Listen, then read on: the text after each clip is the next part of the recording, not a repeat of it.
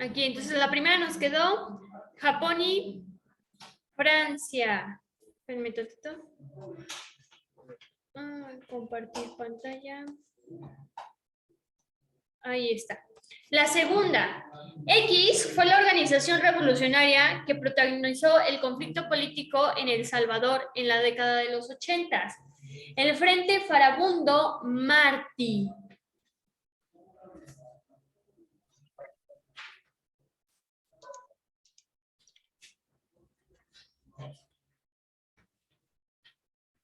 Entonces hay que recordar que durante la Guerra Fría muchos países viven sus revoluciones y uno de ellos es El Salvador. Dice, el desalojo de los colonos israelíes que ocupaban el territorio de Gaza y Cisjordania fue ordenado por Ariel Sharon.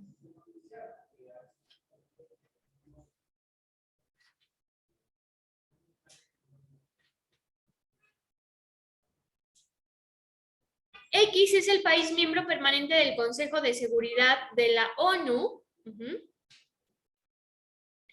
que apoyó decididamente a Estados Unidos en la guerra del Golfo del Pérsico. Inglaterra.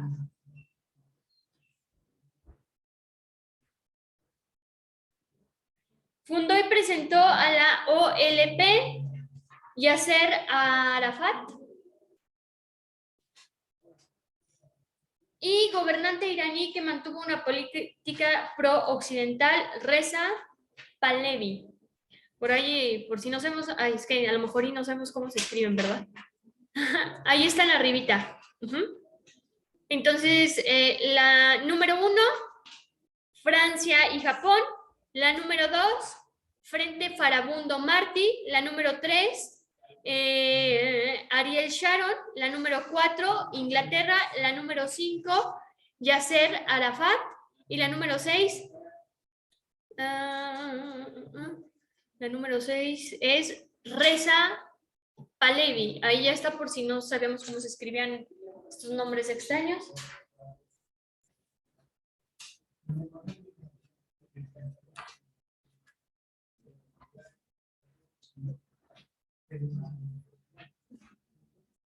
Y vámonos con la parte de abajo de esa página. Relaciona ambas columnas correctamente.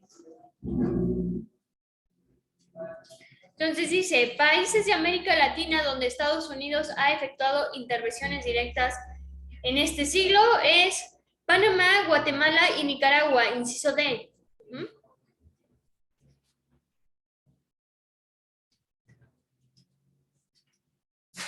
La propuesta estratégica del presidente Kennedy para América Latina se conoció como la Alianza para el Progreso, inciso G.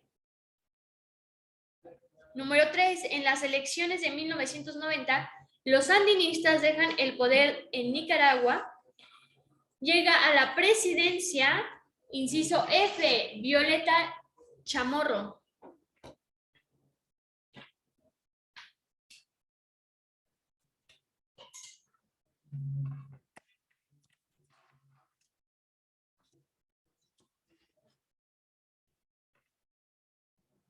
Luego tenemos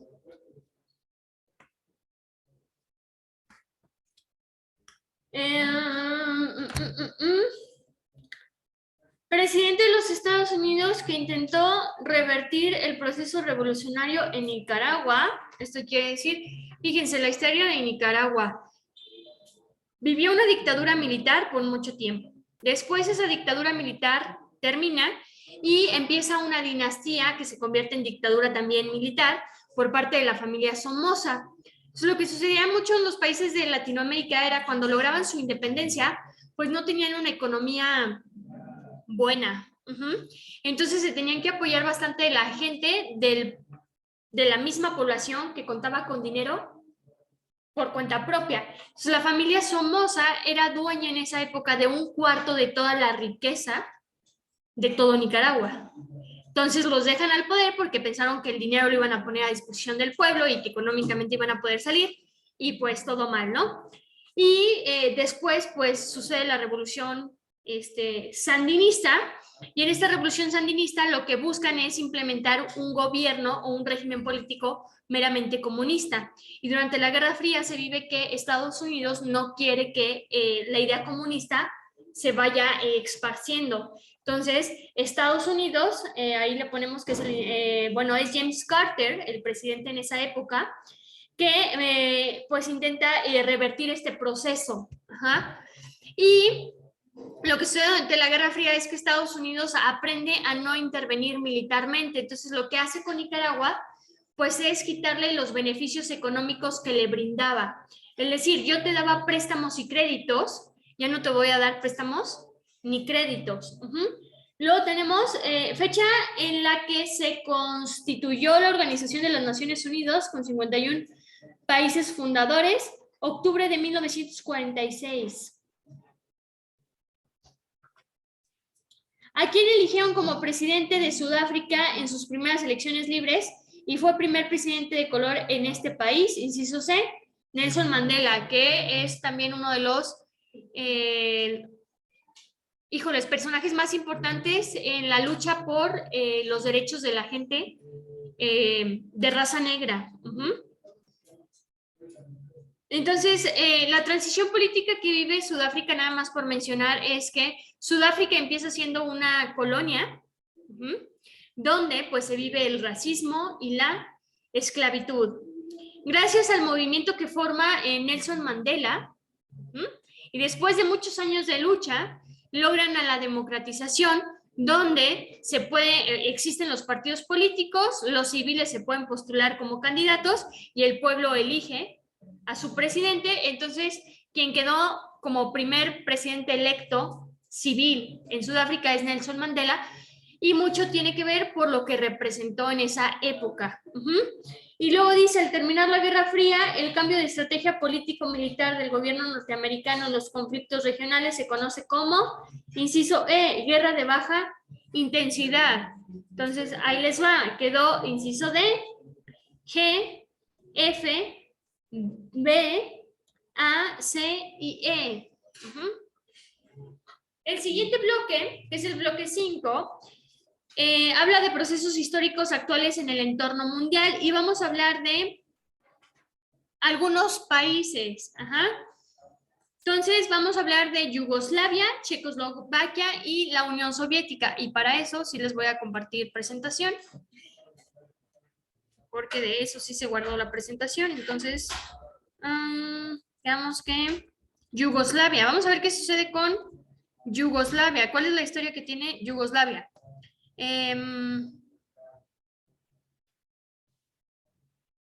Como spoiler, pues Yugoslavia actualmente ya no existe.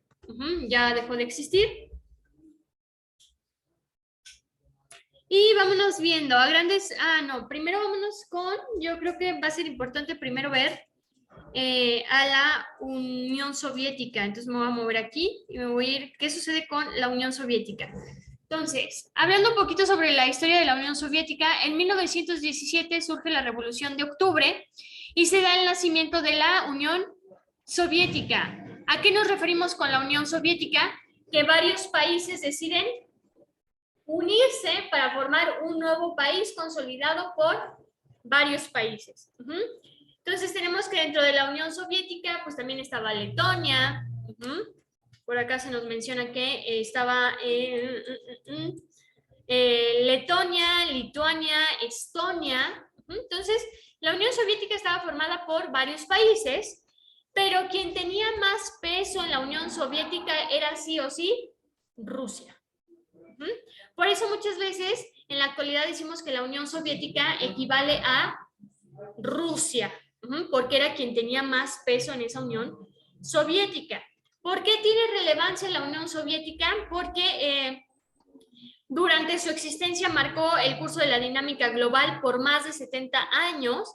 Esto quiere decir que fue un país importante durante 70 años, que tuvo participación en la Primera Guerra Mundial, en la Segunda Guerra Mundial y en la Guerra Fría, que durante su existencia tuvo un conflicto marcado contra Estados Unidos, lo que genera pues una desmedida acumulación de armas nucleares que pues todo el conjunto de estas armas nucleares que se desarrollan durante la guerra pues es capaz de destruir varias veces al mundo.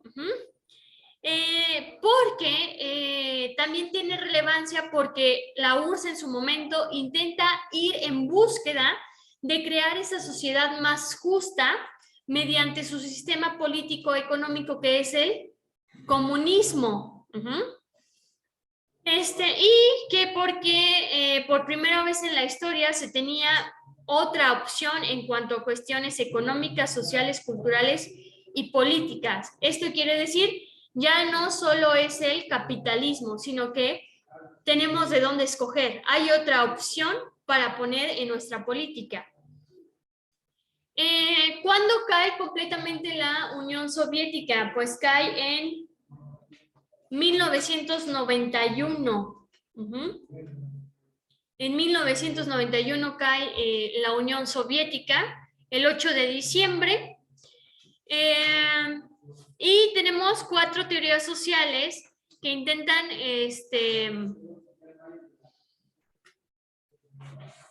pues decirnos qué suceda con esta caída de la Unión Soviética si venía siendo un bloque tan consolidado. ¿Cómo es que cae? Entonces, primero los marxistas, los marxistas que son pues los de la escuela de Karl Marx, uno de los sociólogos más importantes, nos dicen que la causa de la caída de la Unión Soviética es por la presión que ejerció el bloque occidental, o sea, Estados Unidos, que obligó a aumentar los gastos. Entonces, hay que recordar que en una guerra, además de tener las ganas y el conflicto, hay que tener mucho dinero. Y que por eso en las guerras mundiales quienes suelen participar son las potencias mundiales. O sea, porque México, ¿qué puede ofrecer a una guerra mundial? No puede ofrecer mucho. ¿Y por qué estas potencias buscan a otras potencias como aliados? Porque eso significa que también me van a dar dinero en este movimiento bélico. Entonces, para poder participar y tener un buen papel en la guerra mundial, en una guerra mundial, necesito tener un buen ejército, contar con buena, con buena tecnología nuclear, con buenas armas. Y en este caso, durante la Guerra Fría, se vivió también la carrera por el espacio, que ya les recomendé una película donde se ve esta carrera espacial. Entonces, son 3 cosas en las cuales necesito sí o sí invertir dinero. O sea, para tener un buen ejército necesito dinero. Para tener buena tecnología bélica, buena tecnología nuclear, necesito dinero. Y para poder ganar la carrera espacial, que es lo que se vive ahorita, por ejemplo, algo más hacia la actualidad. Actualmente no vivimos una carrera hacia el espacio, ¿cierto? O sea, ya se conquistó el espacio, ya es fácil mandar un satélite. Podríamos poner el ejemplo de lo que sucede por ahí del 2020-2021. Se sigue viviendo una guerra tecnológica, no solamente espacial, sino que para ahí del 2021 las potencias estaban peleando por quién sacaba la primera vacuna para COVID, porque también el desarrollar la primera vacuna, en invertirle, al final me va a dejar mucho dinero. Entonces, la teoría de los marxistas es que la URSS llegó a un punto en el que económicamente ya no le pudo competir a Estados Unidos. O sea, ya no pudo invertir más dinero en su ejército, en la cuestión nuclear y en la cuestión espacial. Los keynesianos nos mencionan que la causa de la desintegración de la URSS es por mala planificación económica y ellos dicen que la URSS cometió el error de invertir demasiado en la industria pesada, que sería la cuestión militar, nuclear y espacial, y poco en los bienes de consumo. Para que una economía fluya, necesitamos que la población participe. ¿Y cómo participa la población? Pues gastando su dinero. Y lo que sucedía en Rusia es que Rusia invertía únicamente en estos 3 sectores. Y yo les pregunto, ¿yo para qué quiero una nave espacial en mi casa? Entonces, yo como población no puedo ir a comprar una nave espacial, ni un arma nuclear, ni quiero 3 soldados en mi casa. Entonces, yo no puedo gastar mi dinero en cosas que Rusia produce. Entonces, lo que hacía Rusia, pues, era producir, pero no generaba ganancias. Entonces, pues, eso lleva a una, pues, crisis económica. ¿Qué fue lo que pasó en el 2020? Con la crisis que sucedió con la pandemia, pues es lo mismo. La gente empieza a perder su trabajo. Si no tengo trabajo, no tengo ingresos. Y si no tengo ingresos, no tengo en qué gastar el dinero. Si no gasto el dinero, pues el dinero no fluye. Y es otra de las estrategias que implementa el gobierno mexicano cuando nos da parte de nuestro aguinaldo, justamente cuando cae el Buen Fin, ¿cierto?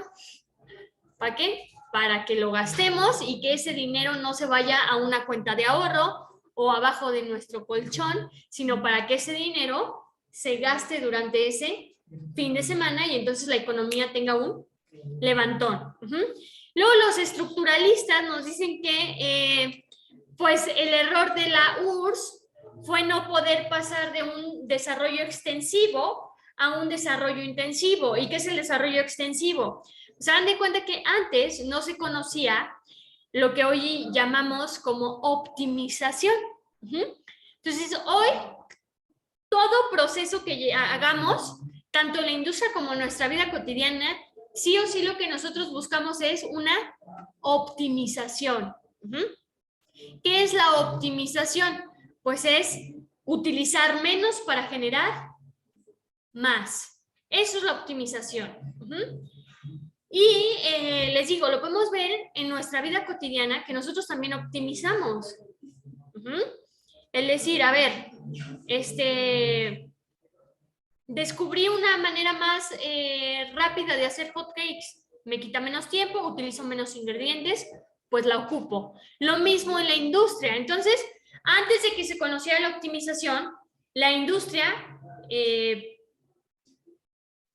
pues funcionaba y se utilizaban muchos recursos, mucho dinero de por medio, que entonces después con la tecnología es que nosotros podemos optimizar muchos procesos. Y Rusia, la URSS en su momento, no pudo dar ese paso. Entonces la URSS seguía utilizando mucho recurso, mucho dinero para pagarle empleados, tecnología obsoleta que no optimizaba sus procesos de la industria, lo que a final de cuentas te hace generar más gastos y que tu economía vaya de caída.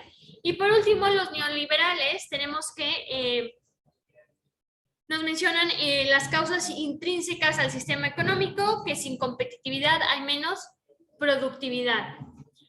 A grandes rasgos, ¿qué sucedió con la caída de la Unión Soviética?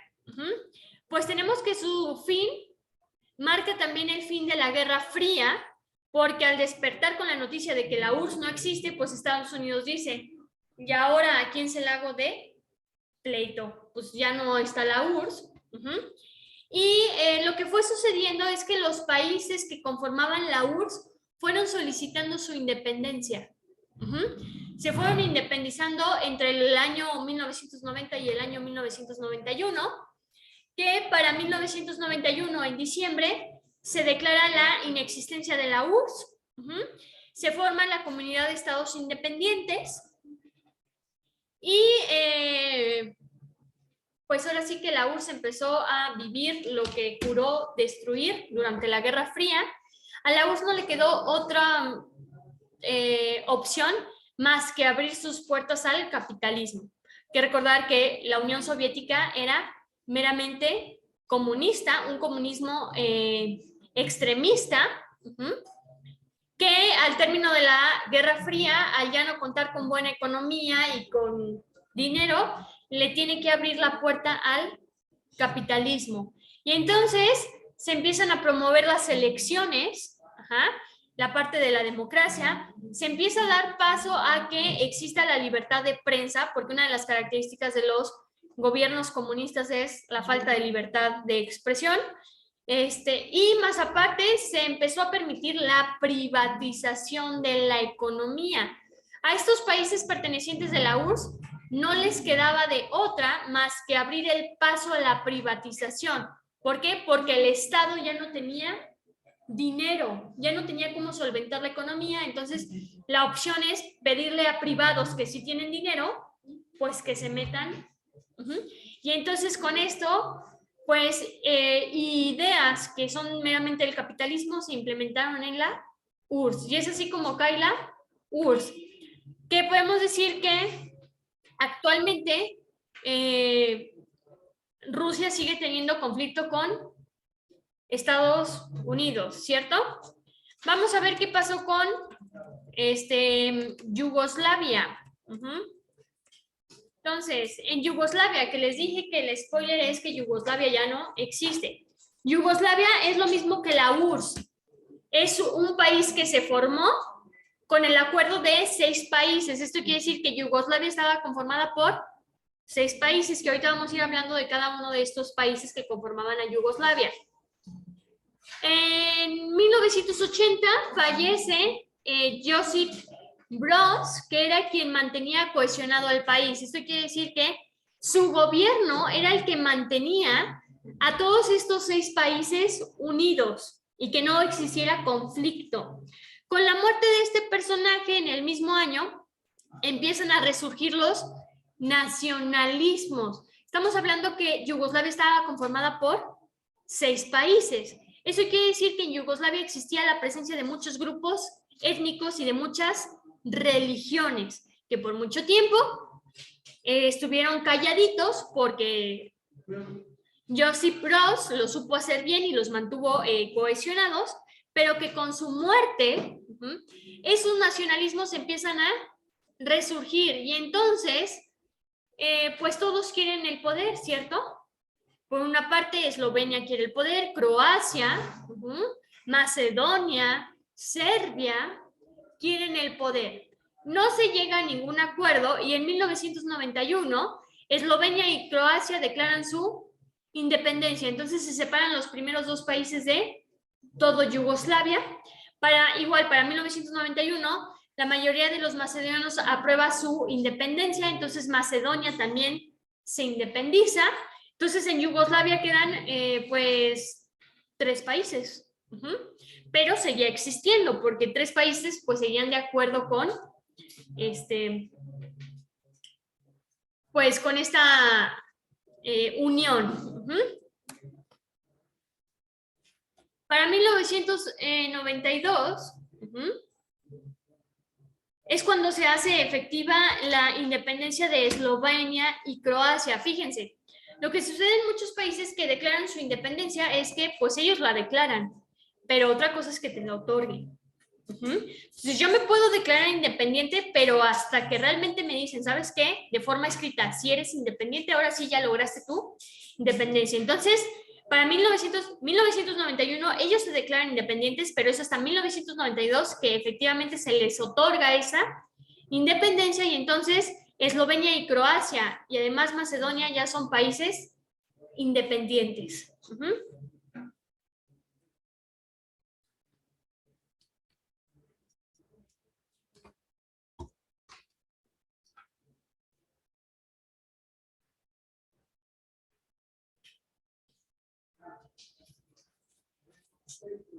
Luego, tenemos que para 1992, Bosnia, que actualmente es Bosnia y Herzegovina, que son, ¿hay cuántos países llevamos mencionados? Eslovenia, Croacia y Macedonia. Y entonces tenemos a Bosnia y Herzegovina, que son los cuartos participantes en Yugoslavia, quienes empiezan a votar por su independencia.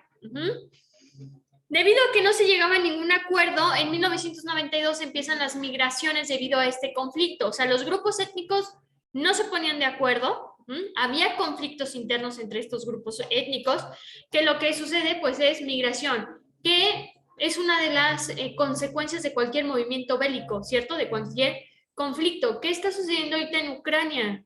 O en un inicio, cuando inició la guerra entre Rusia y Ucrania, pues que lo que buscas como ucraniano, pues es salirte de ahí, ¿no? O sea, si no formo parte del ejército, ¿para qué me quedo? Donde me van a estar bombardeando o disparando.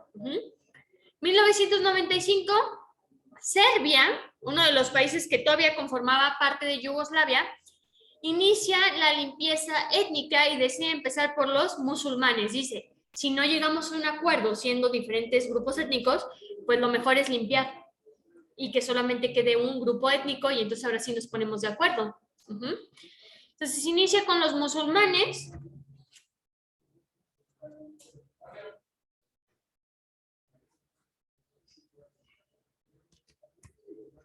Y para 1996 se forma el Ejército de Liberación de Kosovo, que busca por la independencia de la región. Esto ya es un poco más actual. En el año 2000, el presidente yugoslavo Slobodan Milosevic fue acusado de crímenes de lesa humanidad por agresión a Kosovo y perdió las elecciones. Fue enjuiciado este personaje porque fue quien inició con la limpieza étnica y no lo hizo de forma pacífica. Hubo bastante musulmán muerto en esa época. En el 2003 quedaban únicamente 2 países de los que conformaban a la República de Yugoslavia, que eran Serbia y Montenegro. Ya los otros 4 se habían independizado. En el 2006 empiezan los trámites para que Montenegro se deslinde de Serbia. Entonces someten eso a una votación y la población de Montenegro, un 56%, proclama su independencia. Y es en el año 2008 que se declara la independencia de Montenegro y entonces Yugoslavia deja de existir. Y esto pues ya es reciente, 2008 es cuando Yugoslavia deja de existir. Cuando ya Montenegro y Serbia se separan, Montenegro es un país y Yugoslavia es otro país. ¿Qué pasó con los países conformados por Yugoslavia? Pues que de forma independiente empezaron a ver por su política y por su economía a partir de que lograron su independencia. Por ejemplo, Serbia y Montenegro, pues en el 2018. Croacia, Eslovenia y Macedonia, pues en 1991. Bosnia en 1900, ¿qué fue? 92.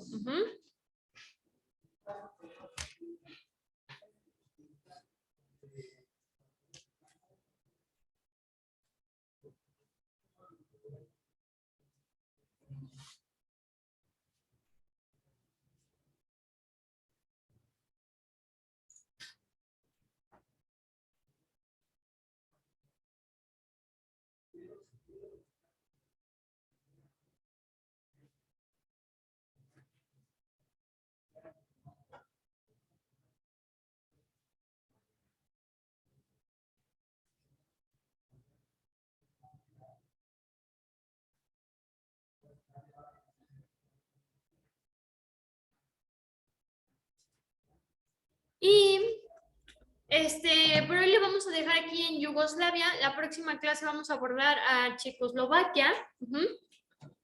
Y vamos a ir viendo qué podemos avanzar en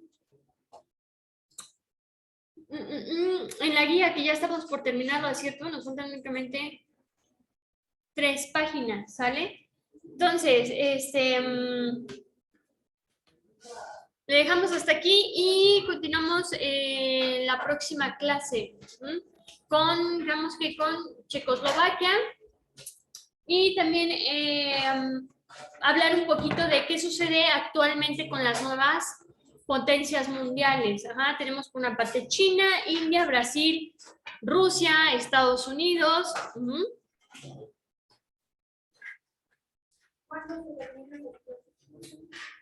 Dentro de 2 fines de semana. Bueno, creo que todos ya acaban, ¿no? ¿O no?